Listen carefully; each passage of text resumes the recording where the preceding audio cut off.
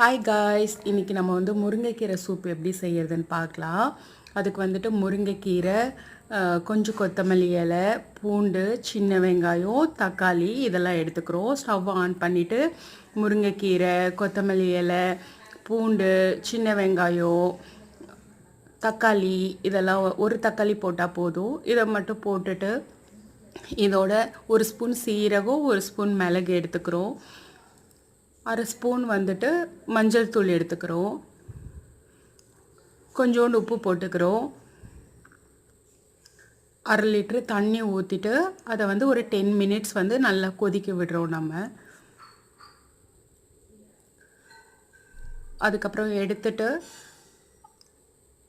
அதை வடிகட்டிட்டு கொஞ்சம் ஆற வச்சு மிக்சியில் போட்டு அதை அரைச்சி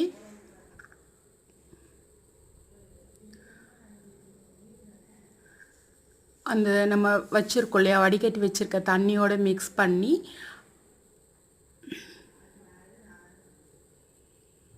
அவ்வளோதான், சூப் ரெடி ஆயிடுச்சு. சூப்பராக இருக்கும், குடிச்சு பாருங்கள்.